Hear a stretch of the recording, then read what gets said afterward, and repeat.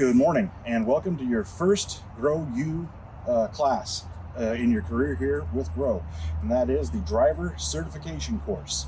This will be the verbal portion of the course to be followed up by a driving portion of the course, and that is to either be overseen by myself, a member of fleet, or if you are in a satellite office, your manager at that location. Good morning again. My name is Nick Wolf. I'm the fleet and facilities supervisor, road specialist. That specifically means any equipment that goes out on the road, trucks, trailers, cars, that kind of thing, that falls under my purview. So if you have any questions regarding your truck, trailer, driving regulations, or anything of that nature, please come and see me. So today we're going to be covering some basics, starting with yard safety, ending with a full daily vehicle inspection report being done on this vehicle, truck and trailer, in order to demonstrate how that is to be done for you, or done by you on a weekly basis. So first things first, let's start with yard safety and etiquette. First thing you need to know about working at any GRO facility is you must have a yellow reflective vest, or if you're brand new, orange reflective vest on at all times, high vis. That means that when you arrive in the morning, you put the vest on and you don't take it off till you get into your car. We aren't doing this to be sticklers. We do it for safety. We want to make sure that everybody is seen, especially considering in our main ops centers, there are a lot of trucks and cars and equipment driving around at all times. So you don't want to get run over, and best way to do that is to make sure all the drivers can see you. Let's see. Basics beyond your safety vest. Be courteous when you're in the yard. Yard speed is 5 miles per hour, which is a nice, lax, idle roll. Yard speed is to be maintained in both personal vehicles as well as company vehicles. Remember, you get paid by the hour. There is no sense in rushing through the yard. It just puts yourself, your vehicle, and others potentially on foot in danger. So remember, be safe. 5 miles an hour in the yard. All personal vehicles need to be parked in designated parking spots, not in the middle of aisles in company vehicle parking spots unless designated otherwise. At the main ops center, if you look over here, we have 3 rows of parking. All of that is available to any of our crew or fleet staff. The line of parking up against the building is not available. That is for office staff and fleet specific vehicles, as well as management, field management. So that being covered, we'll also talk about fueling briefly. If you are a main ops center employee, you will get a PIN number. That PIN number can be used to go over to our neighbor's gas pumps over at Taylor Transport. You'll enter that PIN number in at the gas pumps, select your pump, and then activate the pump in order to fill up your gas can or your gas tank. Please do not worry about entering your odometer mileage. They do not send that to us. You can skip that step. But that is where you are to get fuel. If you are in a satellite office, you will be issued a gas card. Please make sure to maintain your receipts and turn them into your manager anytime that you fuel for accountability's sake. We do watch those closely here at the Ops Center to make sure all charges are valid into an assigned vehicle. So, moving on, let's talk a little bit about trucks and loading as far as yard materials are concerned. Right now, our little video here is going to be conducted with Unit 68. It is an F550 class truck. These numbers, this model, is going to be crucially important for you to determine how much payload you can carry with your vehicle. There is no exception on this. Exceeding said payload will and can damage your truck, and it can damage it while you're in it.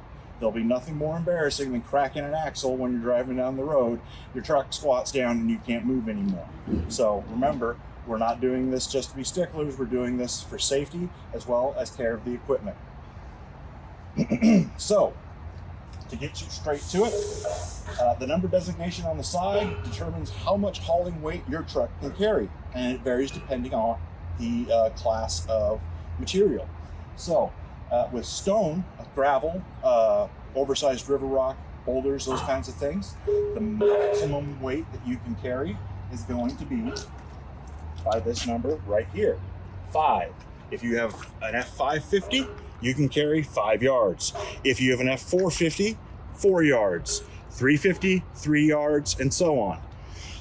Okay, now moving on to stone soil mixes, such as 3-way and 2-way. I say stone soil mixes because those soils are mixed with sand, which makes them heavier than your average lightweight garden material. Our rule with that is you can go one level above the number designation on your truck. So if you have a 550, you can carry up to 6 yards of 3-way, 450, 5 yards, 350, 4 yards, etc. And then finally, when we get down to lighter weight materials, particularly bark, you can load your truck with as much bark as will fit in your box. Always remember, you have to be able to tarp that load, so don't heap it out of there. However, as long as the material is in semi-dry condition, all of our trucks are equipped to handle that weight. Keep in mind that at any yard where they may be loading you, to watch your springs. If your springs over here on your truck flatten out, and then you come up to that last spring on top called the emergency spring, and that begins to flatten, you are done. That is all the weight that that truck can carry. Sometimes with things like bark, they will be super wet because it's been raining for a while or snowing on it, and then you won't be able to fill your truck up all the way as you normally would because it's highly dense with water. So that is always the determining factor. Even if your number designation says you should be able to carry 5-6 yards of something, if your springs is flattened out, you are at the top end. If you're in the main op center yard and one of our retail associates stops for that reason, you don't get to insist that it goes up to the other number. That is actually the end-all, beat-all, last ditch safety measure we have in place, is our own eyeballs to make sure that we load our trucks properly. If and when you are having materials loaded in any yard, this includes our own retail yard as well as vendors' yards, your position is to either be remaining in the cab with the doors and windows closed, or to be out of the truck with the cab door closed and well away from any equipment or loading that is going on. A minimum of, I'd say, 15 feet from any loader or material being dropped. And this is for your own safety. Particularly with rock items, they do sometimes come out of the bucket wrong, bounce off the bed and or truck, and end up back on the ground. That is fine. We'd rather they end up on the ground than on your head. So always stay way clear of those. When you are getting loaded with either pallets or materials, doesn't matter which, at all times your truck is to be in park, as well as your parking brake to be fully engaged. For those of you who don't know parking brake, sometimes it is known as the emergency brake. All of our Ford trucks have the pedal on the floor right down here to press it all the way to the floor, and your truck has an additional brake in place. This not only spares the transmission from enduring extra stress from having loads put onto it, but it also prevents what we call a rollaway and or runaway situation. That means should your transmission gear fail to hold your truck in place while it's loading, your truck won't roll off into the street or into some other object or person. So again, safety, that is our number one concern, especially in the yard. As far as the equipment that we use to load now, being our next segment, if you are in our retail yard or you are in any other vendor yard, or even in the parking side of the ops center yard, if there's heavy equipment moving around, that includes loaders, SKs, forklifts, excavators, anything that is not a truck or trailer, it always has right of way. You are to stop and wait until the operator gives you a signal, either via wave, honk, horn, or flashing a light at you to let you know he sees you and you can proceed by. For these reasons, we do this for the simple reason of safety. Typically, these operators in the middle of an activity and their attention is thusly focused on said activity, so we wait until they notice you. A lot of this equipment can do a lot more damage to our trucks and the people in the trucks sometimes than anything else. So it is for your own safety as well as for the safety of the operator of that equipment, should it be a smaller piece of equipment like an SK. So again, equipment always has the right of way over the automobile. Wait until you get signaled by the operator before you pass by. Keep your eyes and ears open when you're in the yard, and that is for any safety hazard, and not just for yourself. That's for your fellow employees as well. Remember, one of our tenets here at GRO is to care for others. We're all in this together. We all want to show up and go home in the same condition. So we are here to watch out for one another and do the right thing. And that concludes our segment on yard safety. All right, so now we're going to go ahead and move on to the next segment of our instructional video regarding the driver certification course here at GRO. So the second piece we're going to cover are proper procedures in regards to hooking up a trailer to a truck. First and foremost, when you're backing up said truck to said trailer, or in backing your truck in any situation, GRO rules are you are to have a guide out there to help guide you back, as well as to keep an eye out for your safety as well as others' safety in the yard. So the short version of that is, if you put your truck in reverse, you better have a guide out there watching you, because them's the rules. So once you are ready to hook up your trailer to your truck, you will have a guide out backing you up to your trailer.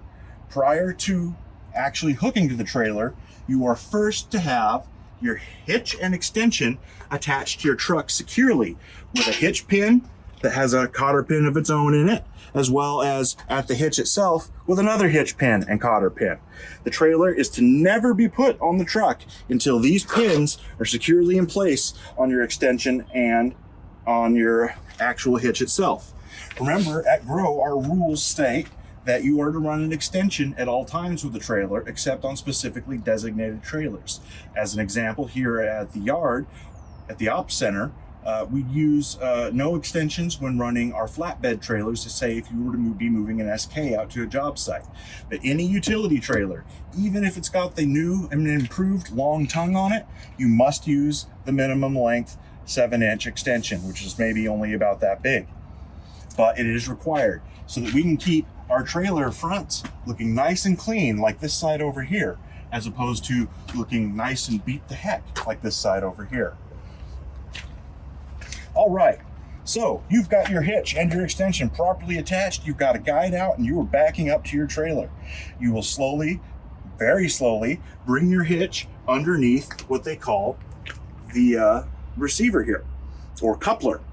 Once the hitch is squarely under where the ball fits in, you will turn off the truck, engage your parking brake, and then you can begin coupling the trailer to the truck.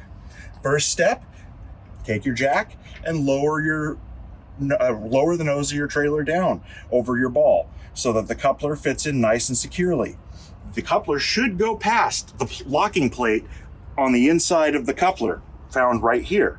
If it is sitting on top of that in any way, then you must jack your trailer back up and recenter it down. Sometimes they just require a simple nudge to break it free and allow it to fall down.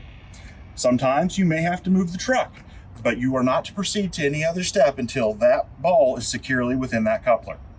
Once the ball is securely within the coupler and you're lowered completely down onto it, slide your coupler lock forward and place your locking pin through that so that it cannot come loose on you on the road. Once that's complete, come to your jack and finish bringing your foot all the way up at all times whenever you are operating. I know it may not seem like you need to have the foot all the way up because you have plenty of clearance underneath it, but what if you go up a driveway? You could end up making up that couple inches you got it sitting up and break your jack off, which could ruin your day. So make sure jack is all the way up.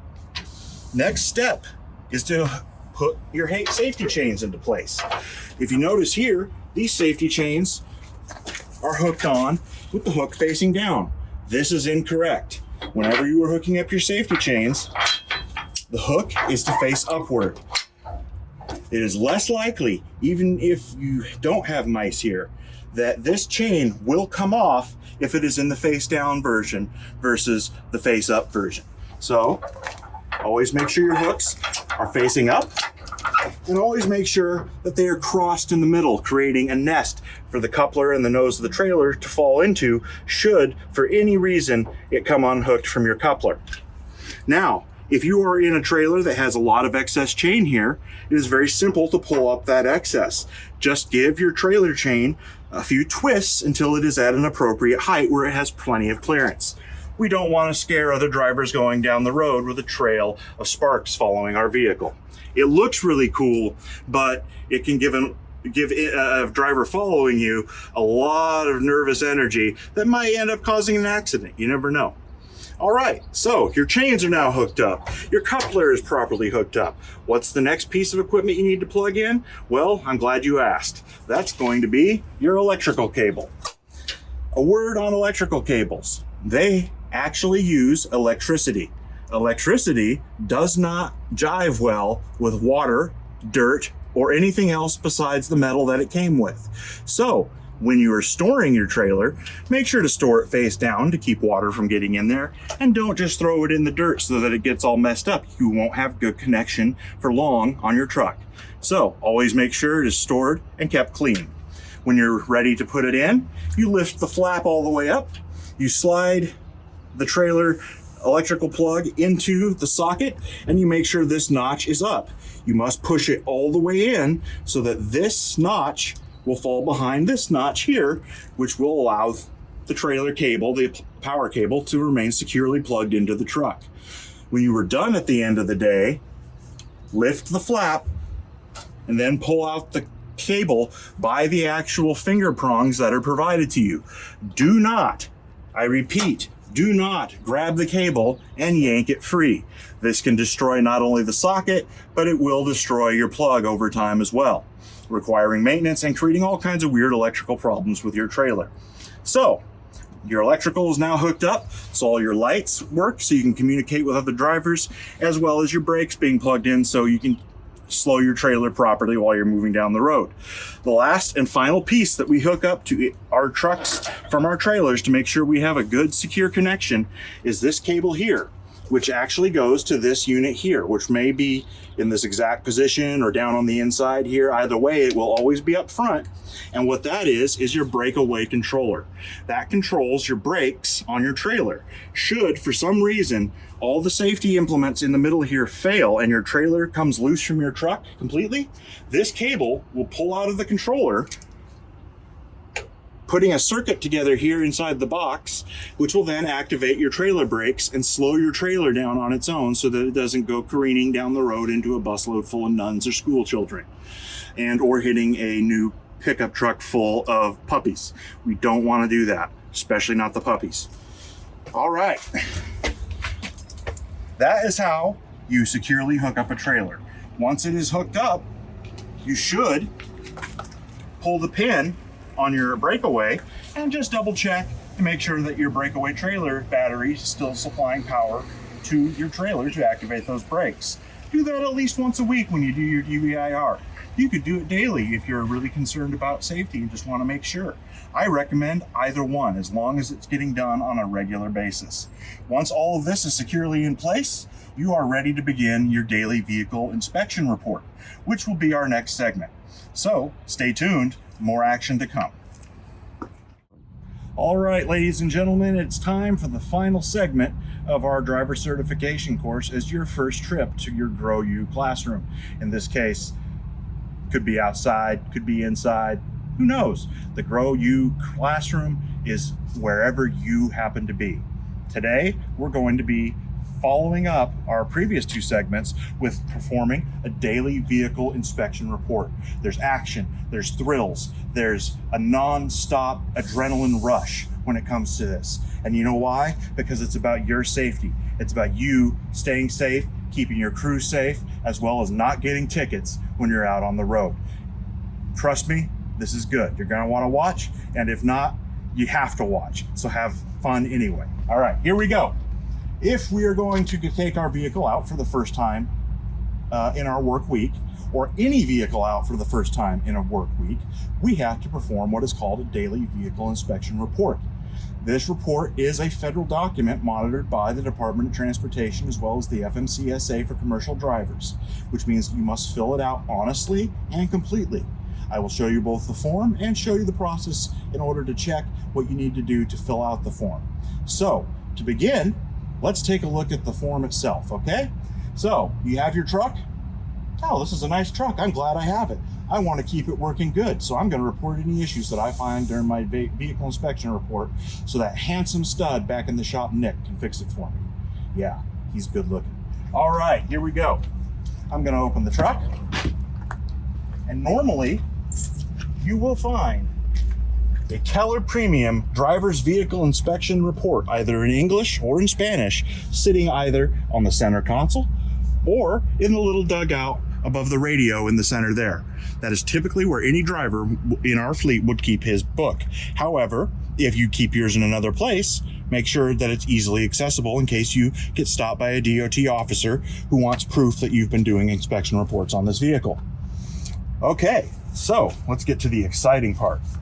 We are going to open up to our next available white page. The yellow pages are our carbon copies proving that we've been doing our inspection reports. So once you find the first white page, you'll confirm that there are pages behind it that are still available to write on. In this case, he probably should have put a piece of paper in between, because every DVIR he's written over the last couple weeks has printed itself out on his yellow page. So we're going to skip this one and move to the next. And what I'm going to do is I'm going to either take the carbon piece that came with it and put it in between, or just grab any piece of paper like so and put it underneath the second yellow form to prevent from writing on the pages behind it if you have one of the newer carbon forms that actually writes without adding the carbon slip in between. Okay, now some of you may be looking at me like, hey, this guy's crazy, I have no idea what he's talking about. Well, you'll know when you get out to your truck for the first time and see your booklet what I'm saying. And if you have any confusion, feel free to talk to your manager, any member of fleet, including Eric or Levi, or that handsome mechanic, Nick Wolf. He can take care of anything you need. All right, so I have in front of me my driver's vehicle inspection report. The first thing that I'm going to do before I begin my report, I am going to put the carrier on here. The carrier, of course, is the company that you work for. We work for GRO.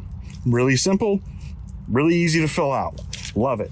Our address, or the address of your facility that you work out of if you work out of a satellite office, is going to be put on the second line. In our case, we're at the main ops center, 7208 Northeast 101st Street, Vancouver, Washington. Ooh, it's raining, so you'll see my pen fading here.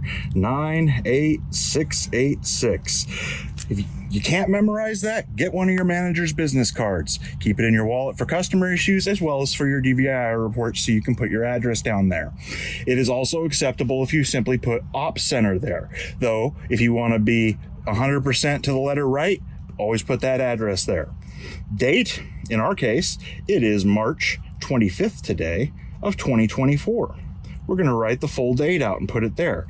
The time, it's about 1:30 p.m. I'm going to put that on the PM box for time. Tractor or truck number. Well, we don't drive tractors, but we do drive trucks. And the truck number can be found always on the right side of the front of the dump box. In this case, you're looking at unit 68. Pretty amazing, huh? So you're going to put that right here in said truck number. Then you're going to move down to trailer number. Follow me and I'll show you where you can get that information. On the right side of the tongue, on the left side of the tongue, which is the driver's side, you will always find the trailer number. Ignore any others. The big white numbers are your trailer. In this case, this is trailer 128. And I'm going to put that right here on the trailer number line. 128. Amazing. My form is now perfectly set up. What am I going to do, Nick? It's raining out here. It's going to ruin my DVIR report. Well, here's what you're going to do. You're going to put it in the cab of your truck, because after you've got it filled up, you don't need to carry it around with you unless you want to. You just need to write down the things that you find wrong with your vehicle after the inspection is complete. And then you need to complete the form. And we will be going over all of that right here at the end. So right now, I'm going to set it back on my center console and let it dry out, while I can enjoy this nice brisk Oregon and Washington sunshine that is keeping me warm right now. Okay, let's have fun now. Let's do the actual inspection report. This is the stuff that gets the blood pumping right here, all right? So, the first thing that I am going to do is I'm going to take my key. I'm going to put it in the ignition. I am going to turn the truck to the on position, but do not start it. I'm going to take a look and make sure my trailer is showing connected here on the center console, as well as quickly write down my mileage onto my vehicle report that's already in the truck. What a coinky dink. 39,577 is the mileage on this truck, and I've got it written down because I know that everybody in fleet uses that mileage every week when I put it in to track where my truck is in its maintenance schedule so they can keep it running good for me, especially that handsome son of a bitch, Nick. All right, so once that's done, I can turn the truck back to the off position and set my keys down. I'm gonna open the hood. All of our hood releases on our trucks are down here against the driver's side wall. Just pull it and you'll hear the hood pop. Now, everything that you're gonna check for this DVIR can be checked with the motor running, except what we're about to do right now. So as far as exterior components go, this is always the first thing I check, because then I can come back, turn it on, and I won't have to come back to the cab again once after I've started my DVIR. All right, so I'm gonna close the door because it's pouring down rain. I'm gonna come over to the front here, and I'm gonna just lift the hood a little bit. Now, you'll notice that it is still locked. That's because all modern cars have a double locking system for the hood so that it doesn't accidentally get popped open, fly off, blind you while you're going down the road, or get airborne and hit some other car on the highway. We don't want that danger, so we're gonna make sure that it stays latched. Then, in the center, on most models, you'll find a little latch down here that will open the hood, the final click, so that you can actually take a look at your engine. So, the one thing that you cannot check on any of our trucks with it running is the oil, and that's what we're going to check first. Now, if you notice, there are 2 dipsticks on this truck. Some of our trucks only have one. They have what is called a sealed transmission. But on this truck, we can check the fluid for both our oil as well as our transmission. The way you can tell the difference, not only does the transmission fluid stick say trans fluid on most of our models, but it is in a triangular shape versus the circular shape that is used for oil. All right, so we are ready to go ahead and check the oil. I am going to reach in, pull the stick loose. This is a diesel, so it's a very long stick. I'm gonna pull it out. I'm gonna wipe it off. Have a towel ready or a nice clean vest that you can get oily like us mechanics.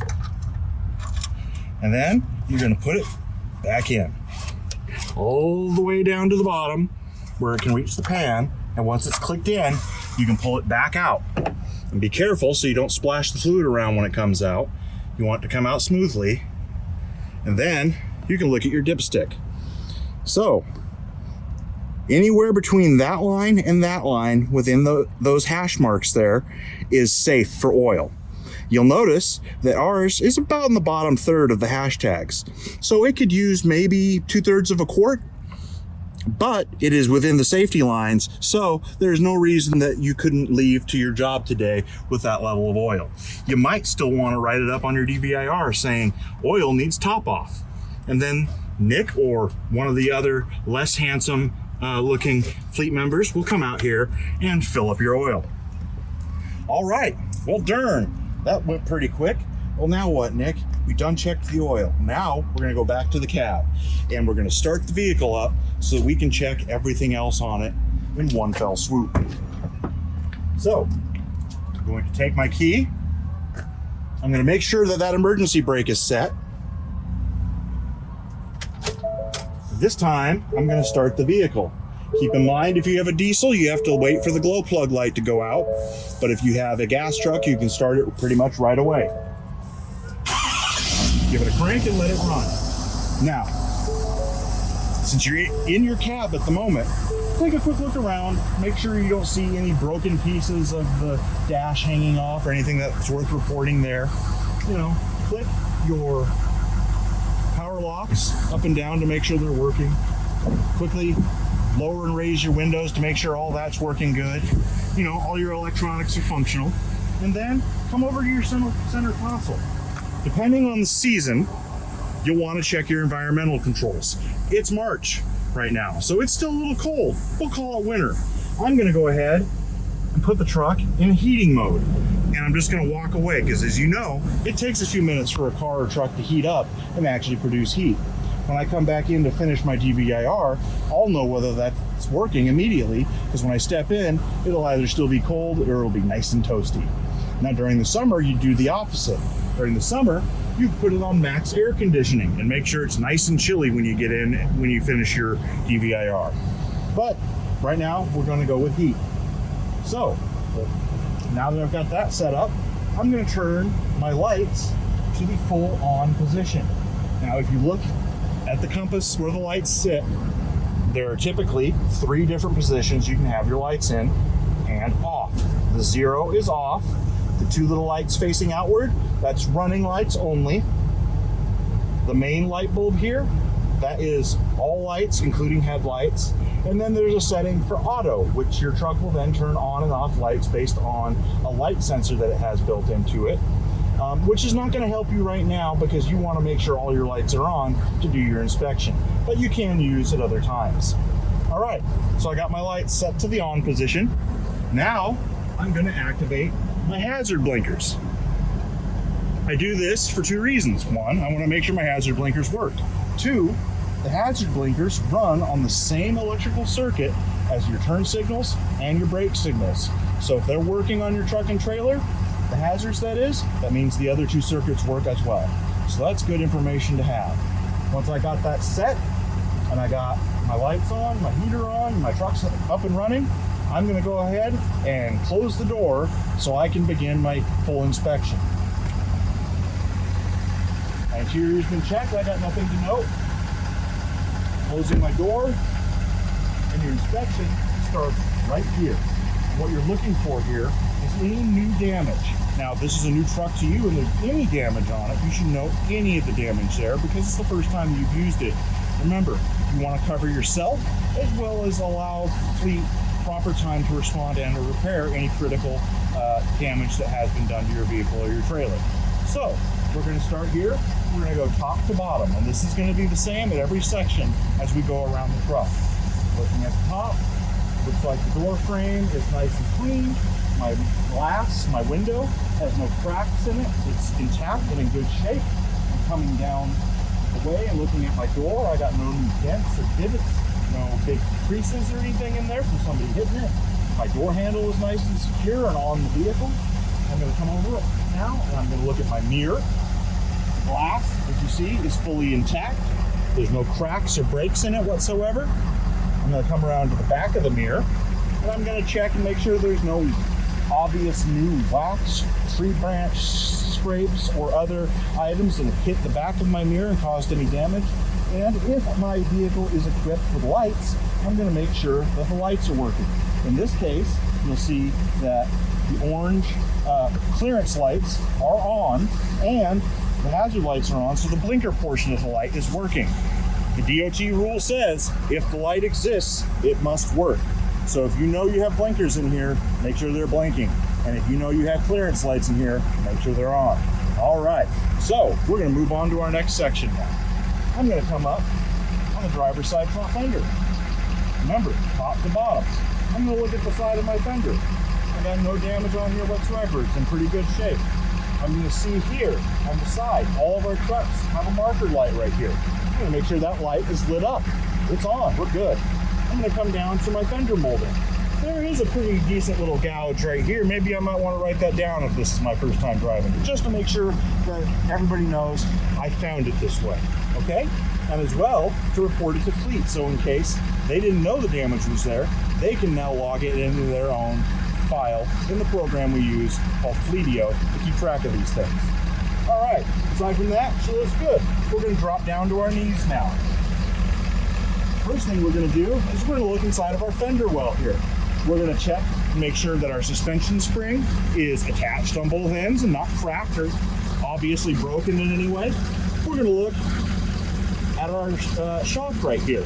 And the only thing we need to know here is it's attached and that there's no fluid leaking out of the middle here.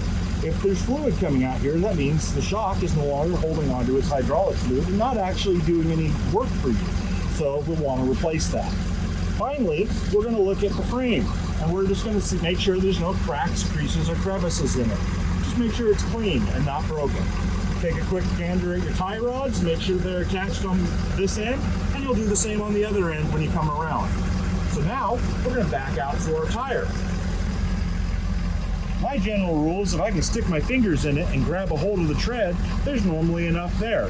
However, if you have a quarter and you take George Washington's head and put it down, you can stick it into your highest groove, and if his head is still under rubber, your tires are fine. If his head is fully exposed, you need new tires. Now, obviously, we don't always have a quarter on us.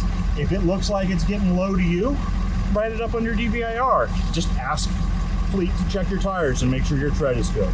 But if it's obvious that you have lots of good tread on there, like this one where I can get a hold of it real nice, then we can move on. I'm going to drop down and I'm going to check and make sure my sidewall isn't torn. There's no possible places where it can blow itself out. Then I'm going to look at my wheel. I'm going to make sure it's not creased, creviced, or dented in any way and is fully intact and ready to bear the weight of the vehicle. I'm going to check and make sure all of my lug nuts are on. If there are any missing, I need to report that to Fleet. And then finally, I'm going to look in here. This is called the hub, and all I'm looking for is if there's any grease coming out of here. This should be sealed and not leaking, keeping your hub nice and greased so it can roll down the road plenty lubricated.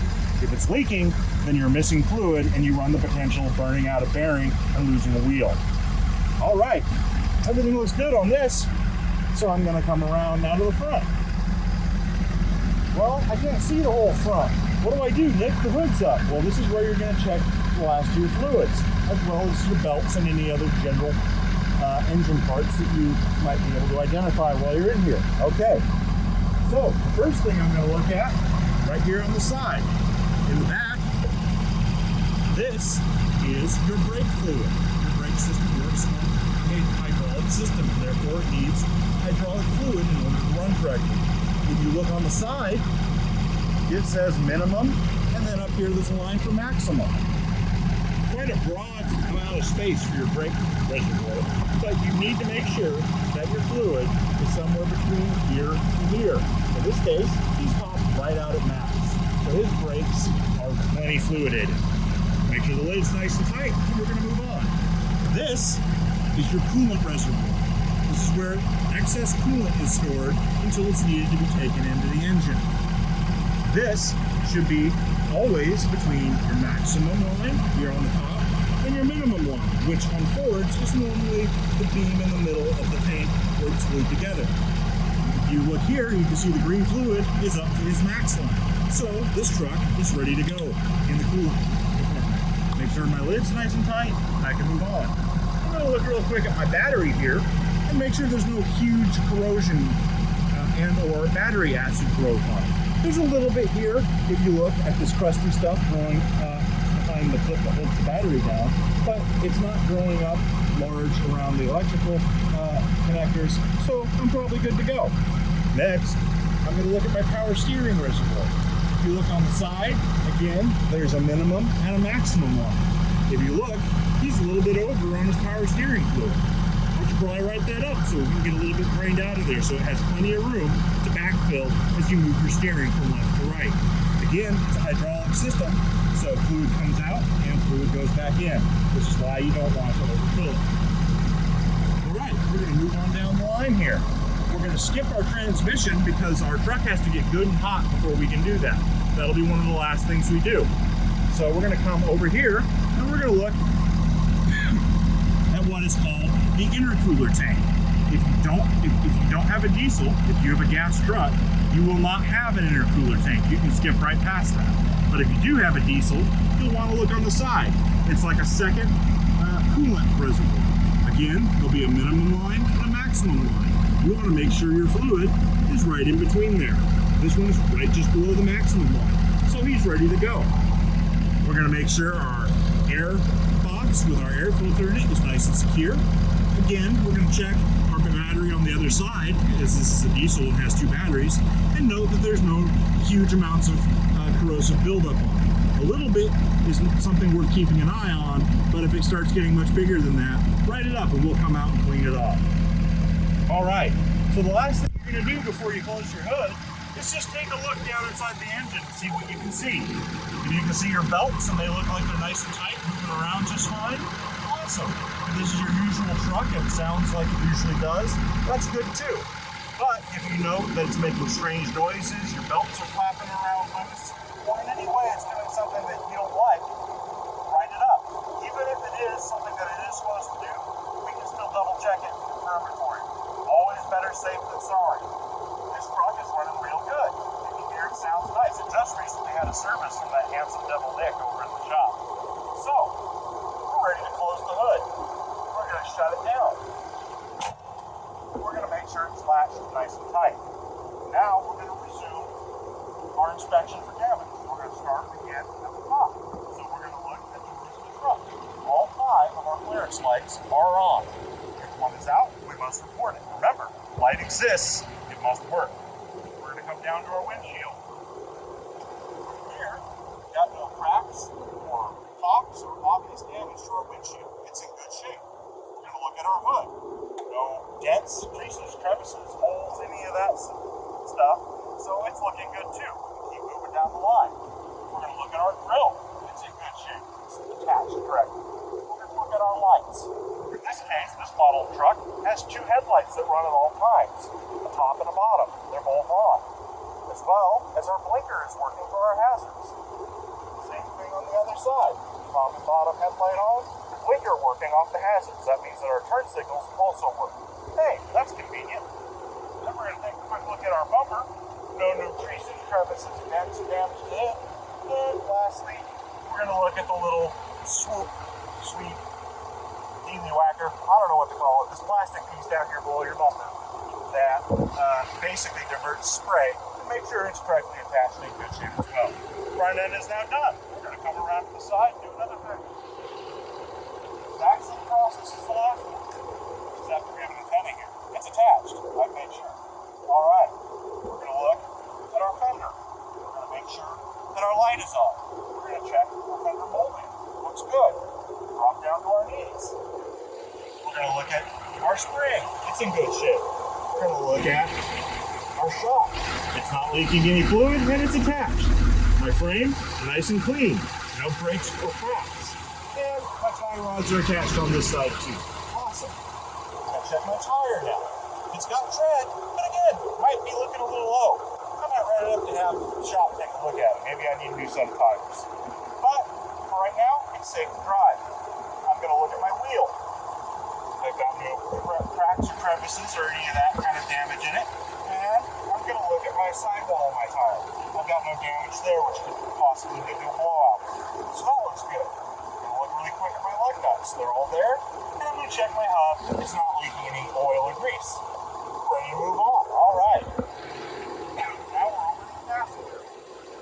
As we come, we're going to check the back of our mirror.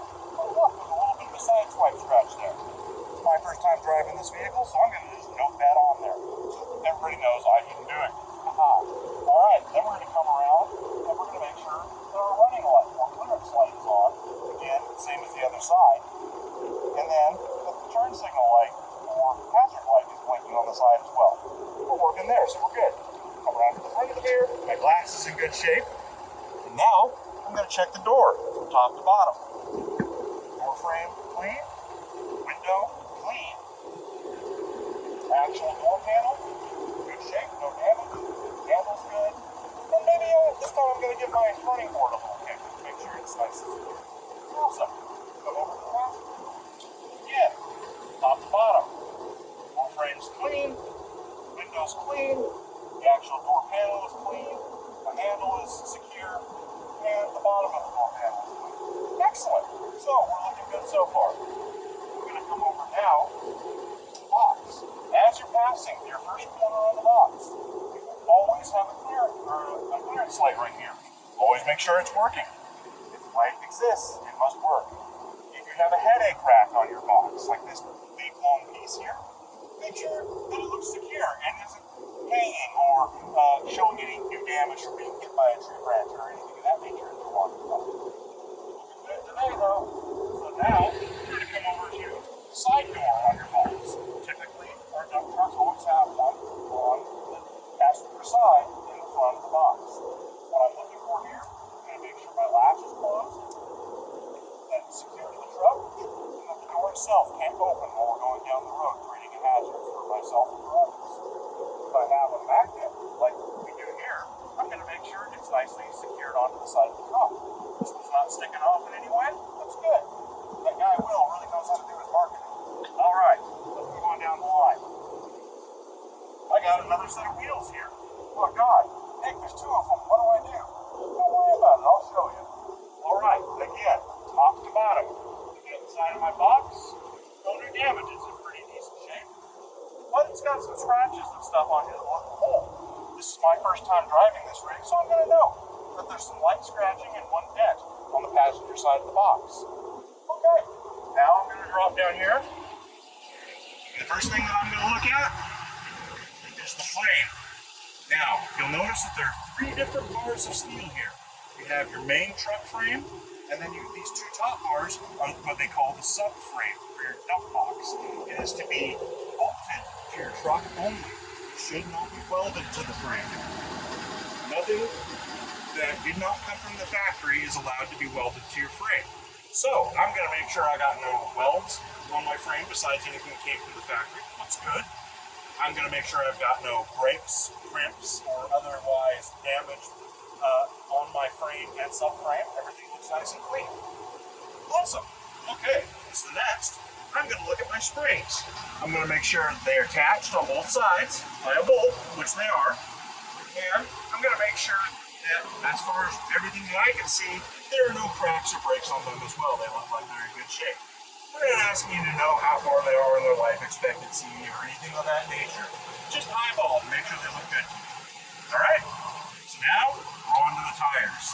The only real difference between the front and the back is you have two tires to check here. You stick my fingers in, ooh, a lot of tread on that one. That one's good. Now, the outside one might be getting a little thin, but there's still a pretty good amount of tread, so I think these tires are okay. I'm going to check my visible sidewall. There's no damage there. Check my wheel. No damage there. No cracked welds, no dents, no creases, none of that. All of my lug nuts are present. And then I'm going to look at my hub. On the rear hubs, you want to make sure that all the hub nuts are there, as well as there's no grease leaking out of your hub seal. Like I said, very similar to your front end.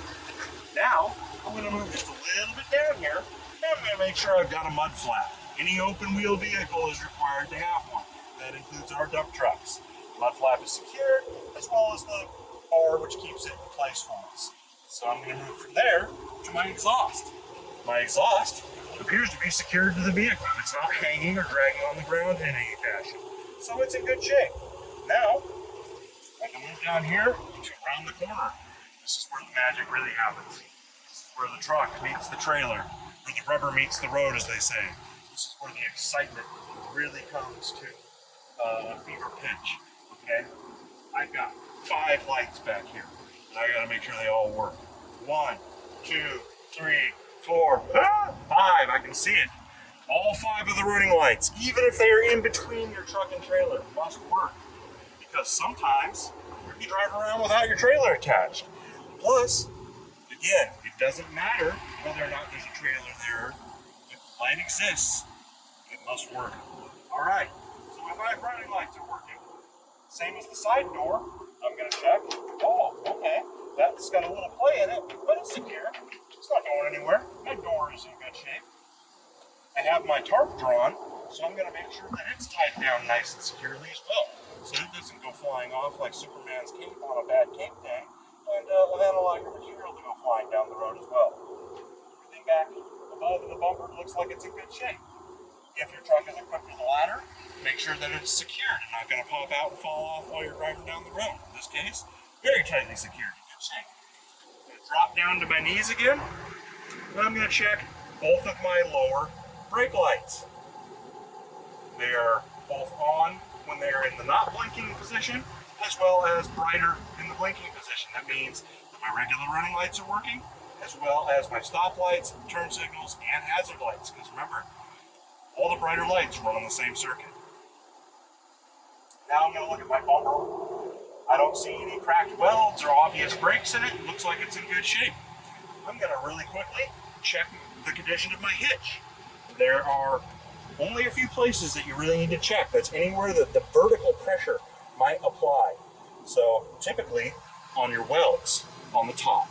So I look, my welds are in good shape. I come down the extension, I got a weld right here. Not broken, it's in nice clean shape. And my hitch looks like it's in good shape. I don't see any breaks right here at the stress point or right here at this stress point. Everything looks nice. Then I'm going to come down to the tongue of my trailer. I don't see any cracks in my coupler. The weld on my coupler is still nice and solid on both sides. And I'm going to look at my tongue on both sides.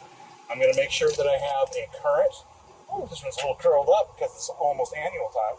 A current annual sticker on there so that my truck or my trailer is been inspected and in good shape.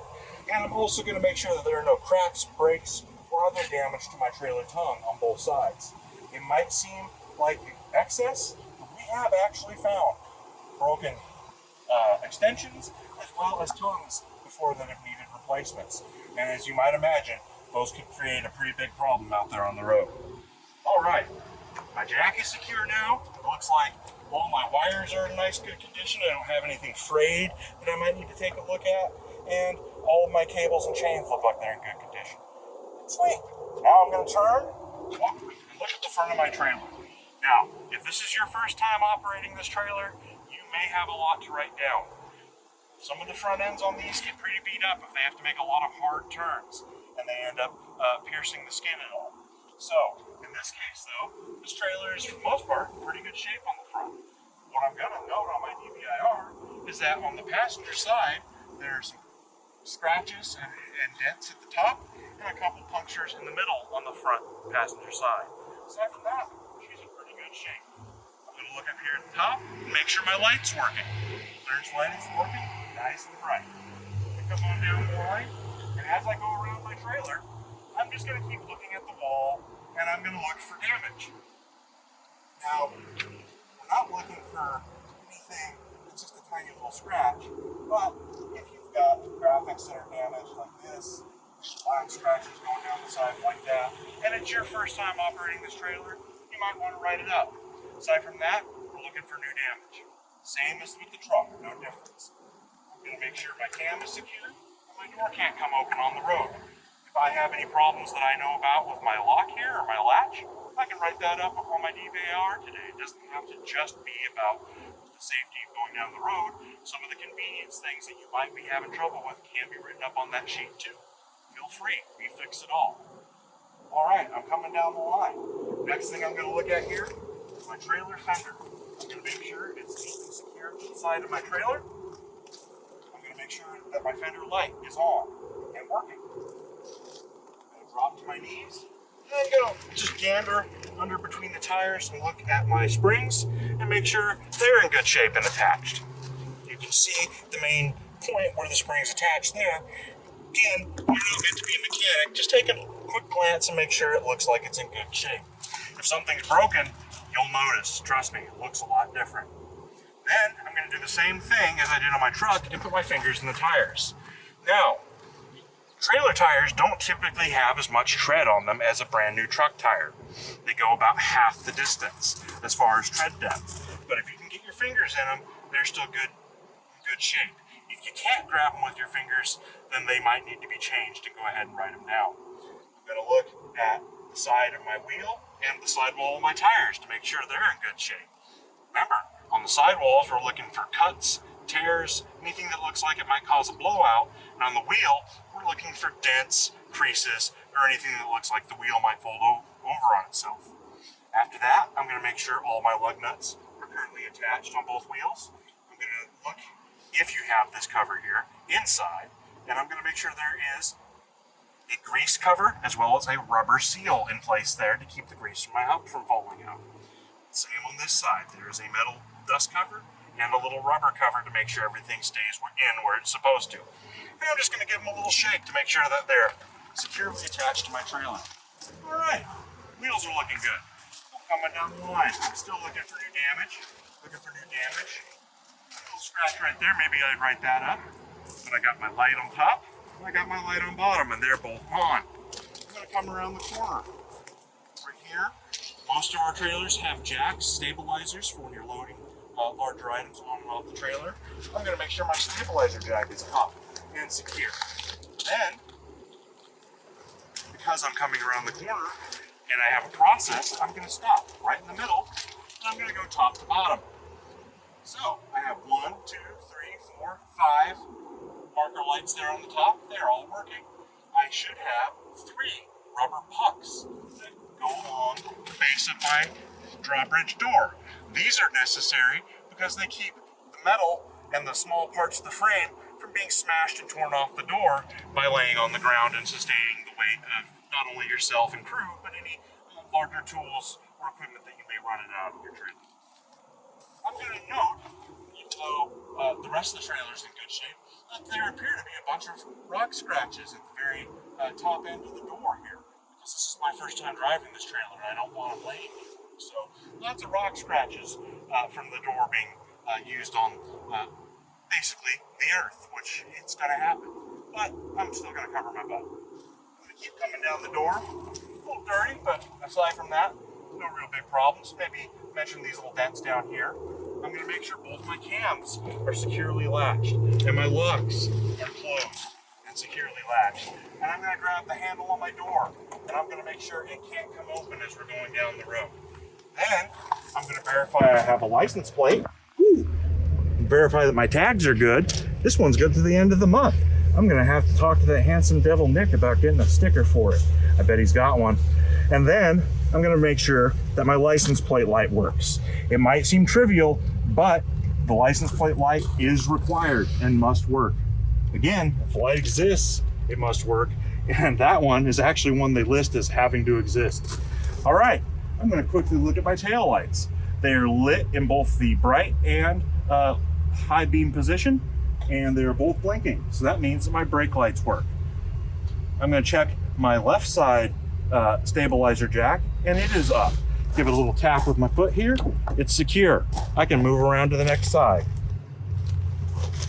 Okay, I'm coming around the corner. First thing I'm going to do, check my lower and upper lights. They're both working. They look good. They're nice and bright. No problems there. Keep moving down the line. Maybe I'll mention this scratch here. Or maybe that scratch over there. But again, it all depends on whether or not this is your usual rig and you've been in it before, or if this is your first time in it. Make sure to note that light damage your first time, but after that, you don't really need to report it anymore. Once I come here to my fender, same thing as the other side. Make sure it's neatly secured. Remember, these are not load bearing, so please don't take your lunch sitting on it. And then I'm going to drop down to my knees. My light's working. My springs look good and intact. I put my finger in the tread of the tires and I can grab a hold of it so my tread is good. My sidewalls are both in really good shape. My wheels are both in good shape. All 5 of my lug nuts in this case are attached. I have a dust cover and a rubber seal, a dust cover and a rubber seal to keep my hubs from leaking grease all over the road. Everything here looks like it's in good shape. I'm gonna give them a little push to make sure they're securely attached. Life is good. We're gonna move on down the line. Looking at the front half of the side now. No new damage, nothing major to report at all. Everything looks good. I'm gonna come back up and make sure that light's working. And then, because we did everything in the middle here already, I'm gonna pop on over to the side of the truck, get ready to finish this portion of it. So, I'm looking at the sidewall of my dump box, no new damage, it's looking pretty good. I'm gonna check, make sure I have a gas cap and that it is secured to the side of the truck.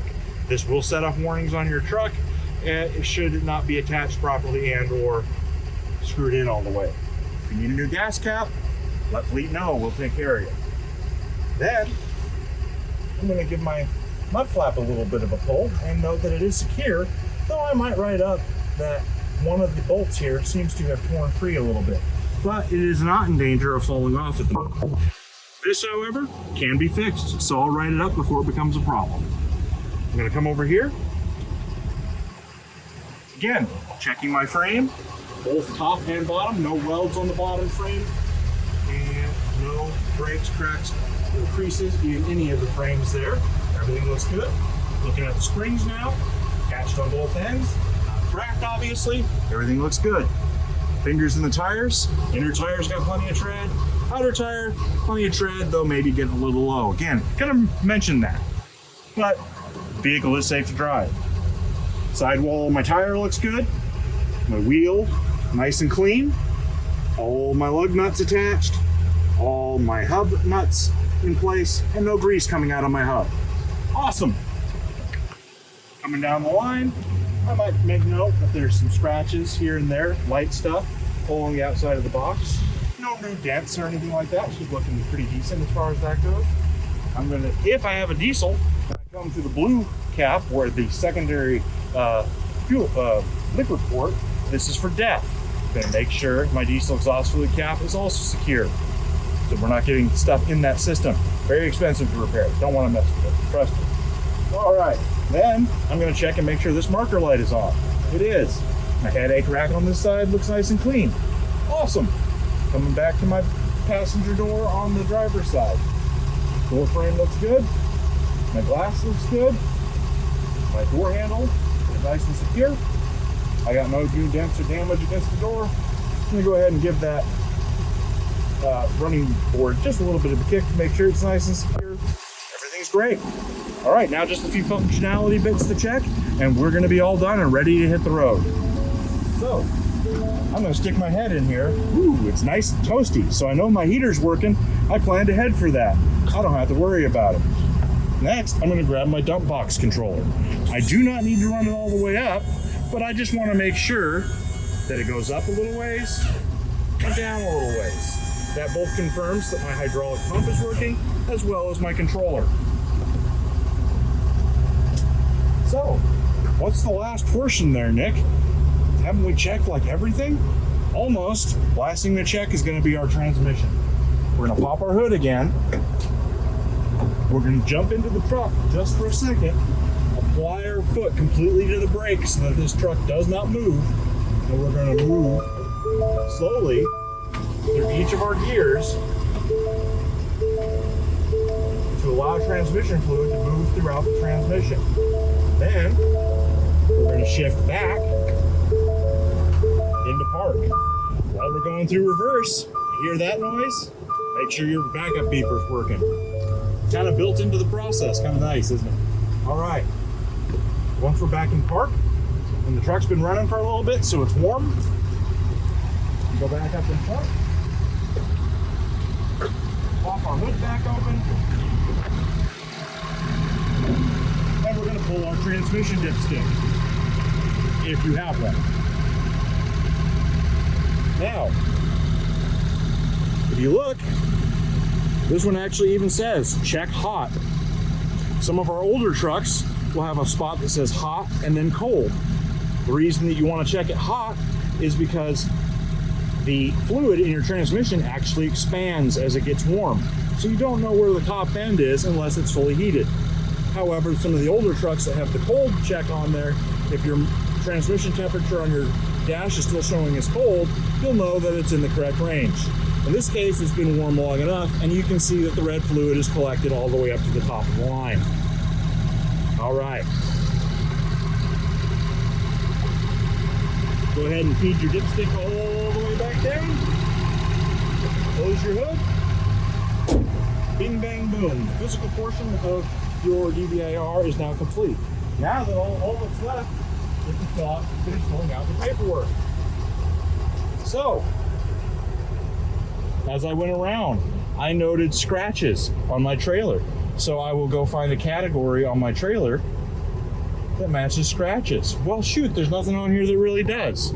I'm going to use the other box. Check the box for other and make a note in the remarks stating scratches on trailer. Or in our case, we'd want to be more extensive and note the big dents and gouges on the front passenger side, remember. I'm also going to go and note anything that I found on my truck. In this case, I'm going to note tires. And I'm going to make a remark. Tires, low tread. Then those handsome devils back in the fleet department will come out here with their tire gauges and make sure your tread is good, or schedule your truck in for a new set of tires if you need them. After I'm done noting any issues that I found, as long as I feel the vehicle is safe to run, which in this case it is, I'm going to check this box right here, which says condition of above vehicle is satisfactory. And then, as the driver, I'm going to sign off right here. Remember, leave the yellow copy in your book. Pull the white copy. You'll notice that the white copy comes out really easy, and you will have to fight like that to get the yellow one out. That's normally a sign to not do it. All right, now I'm almost ready to hit the road. Before I do, I'm going to want to know where a couple of pieces of information are, just because I want to make sure how to handle these situations. So, in this case, I'm going to look in the back, because that's where most double cab trucks keep this information. Lift the seat, and I'm going to find that our truck has an SDS, or safety data sheet, for all the chemicals that we use while we're out on the job, and that it has a truck book. This truck book you're going to find to be very important. When you open it up, you'll find that it has a binder with contents. It has your registration, your insurance, annual inspection report, and accident forms with instructions of what to do in the event of an accident in both Spanish and English, as well as a contact list for the majority and or most of our foremen and or managers in the company or cell phone carriers. So, you know I have those. I can put this back down. I've got a first aid kit. I got my first aid kit, as well as I got my set of smokeless flares, or triangles. And the final thing I'm going to look for, I'm going to make sure I have a fire extinguisher, which should always be mounted on the floor in the front between the driver and passenger seats. We are now ready to get out on the road. That concludes the spoken portion of our exam, or not our exam. That concludes the spoken portion of our certification. Have any questions about the operation of, or any of the stuff we went over today in our DVIR report? Ask myself, the member of the board or manager. I'm happy to help you out. And always remember, safety is number one. Make sure your truck and trailer are safe. And when you get out there on the road, make sure you're operating safe. You always want to go home in the same condition you showed up in. You always want to care for others. That best by being safe. Thank you, and good luck out there on the road.